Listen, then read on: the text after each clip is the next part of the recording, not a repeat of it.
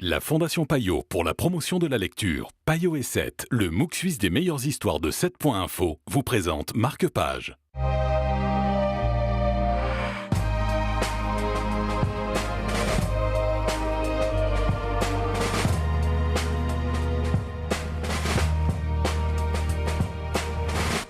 Bonjour à tous, très content de vous retrouver dans Marque-Page aujourd'hui pour parler du Cavalier polonais. C'est l'œuvre de Ben Lerner et on va en parler avec Julien Foy de Payot Libraire. Bonjour Julien. Bonjour Stéphane. Alors là, c'est l'histoire qui démarre avec ce baiser historique qu'on connaît tous, qu'on a déjà vu quelque part. Voilà, le fameux baiser de Brejnev et Honecker qui symbolisait la fraternité socialiste dans le bloc de l'Est.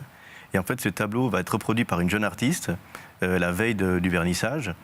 Et malheureusement, en rentrant chez elle, elle va l'oublier dans un Uber.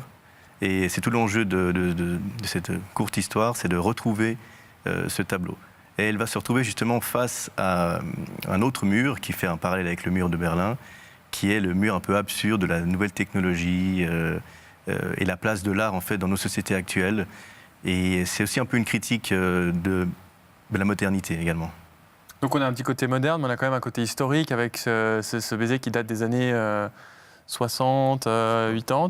Exactement. C'est en gros quelle est la place de l'histoire encore, de l'histoire de l'humanité dans un monde qui est de plus en plus technologique, de plus en plus insipide, de plus en plus froid, symbolisé par l'absurdité des chauffeurs Uber qui ne veulent pas donner l'adresse de destination pour des histoires de confidentialité alors que ça pourrait simplement aider à retrouver le tableau.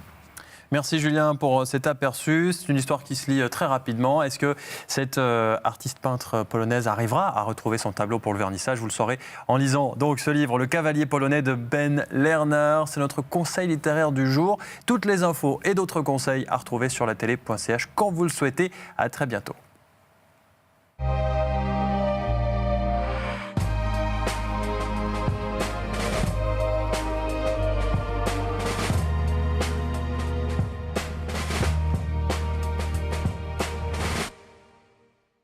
La Fondation Payot pour la promotion de la lecture, Payot et 7, le MOOC suisse des meilleures histoires de 7.info, vous ont présenté Marque-Page.